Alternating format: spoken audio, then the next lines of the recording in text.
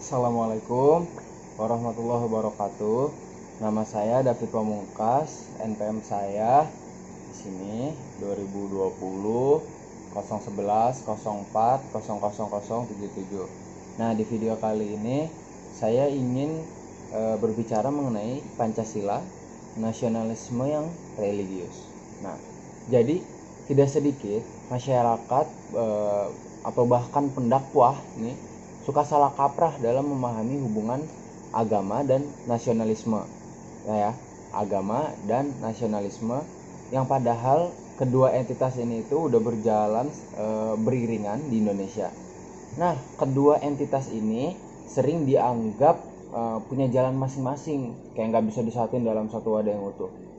Nah, ketidaktahuan masyarakat terhadap integrasi antara agama dan nasionalisme tersebut seringkali juga membawa hubungan antar sesama bangsa menjadi tidak harmonis.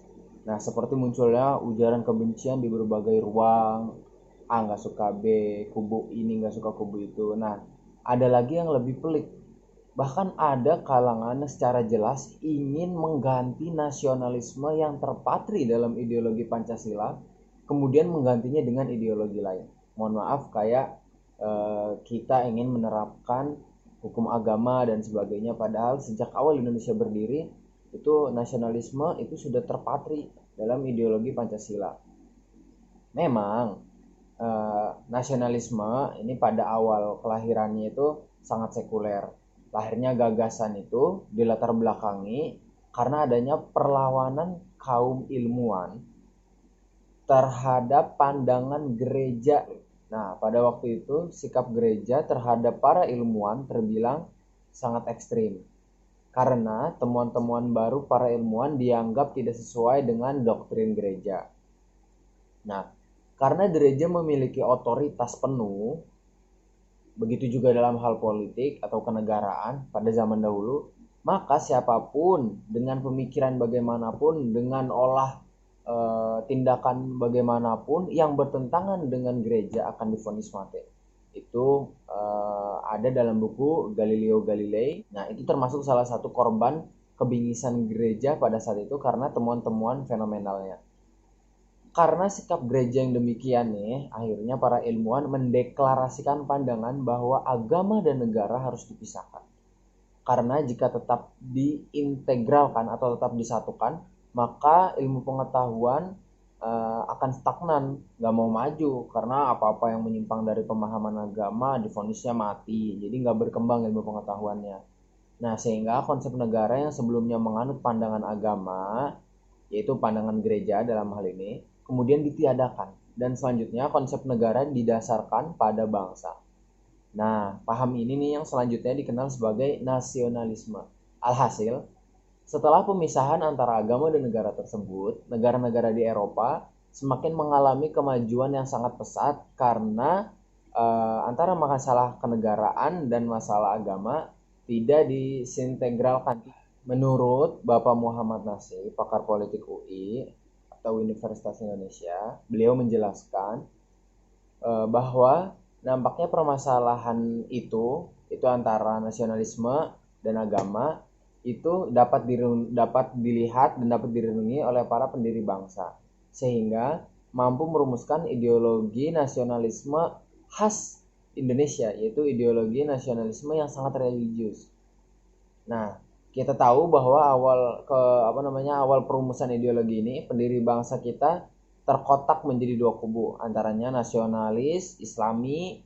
Nah, kemudian akhirnya ada perdebatan. Nah, setelah perdebatan panjang, akhirnya Indonesia mampu melahirkan ideologi yang kita kenal sebagai Pancasila.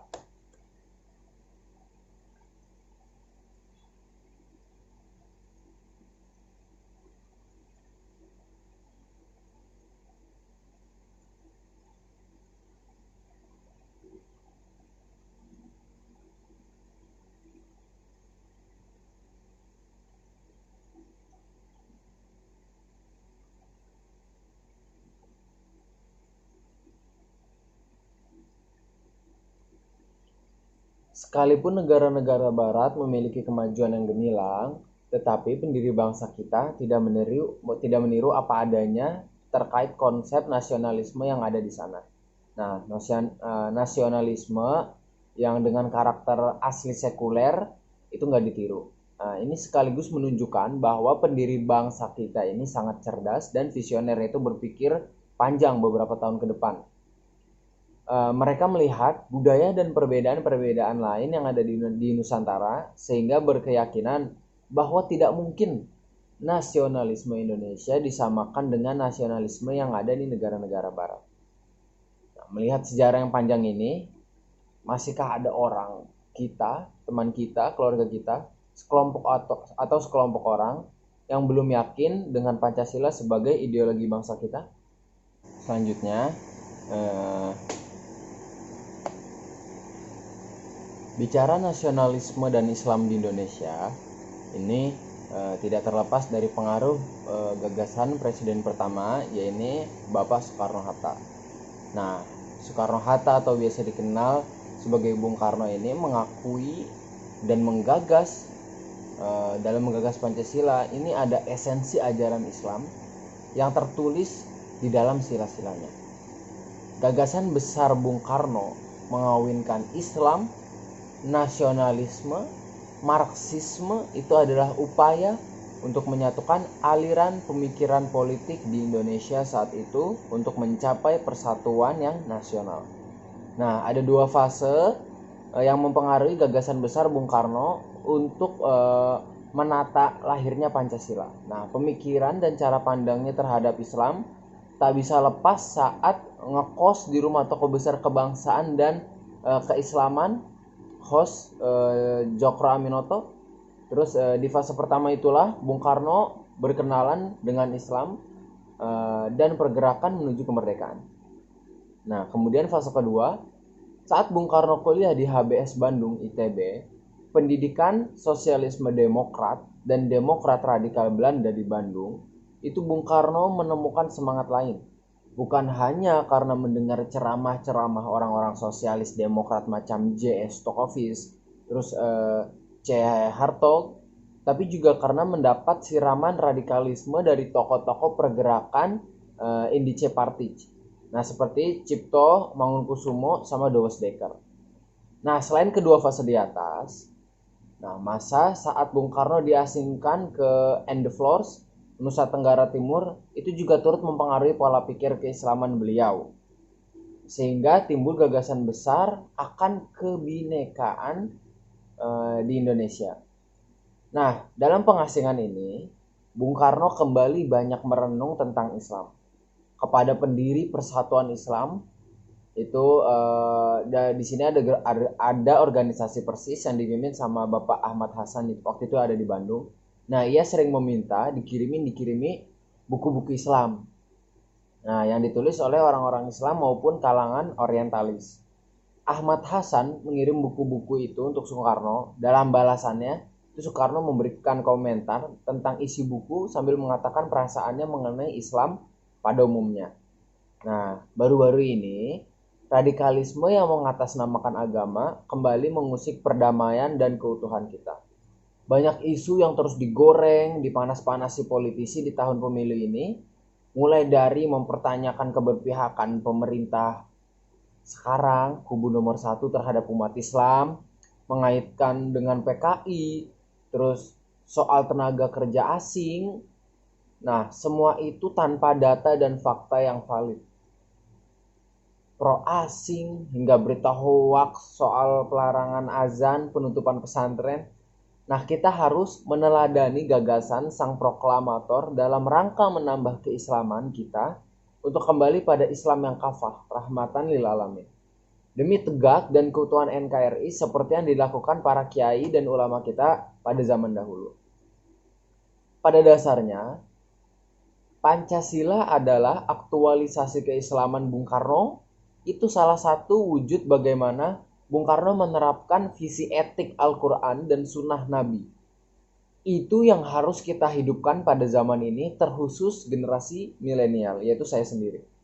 Pada sejarah perjuangan pendiri bangsa kita sekarang ini, itu tergambar keberpihakannya atas Islam. Sebagai seorang muslim rasional itu, Bung Karno ingin nilai-nilai agama yang dianutnya hidup dalam tindakan dan semangat keindonesiaan kita. Jadi semua masyarakat Indonesia itu punya tindakan yang didasari atas Al-Quran dan Sunnah, serta semangatnya itu juga menggebu karena mengharap ridho Allah Ta'ala.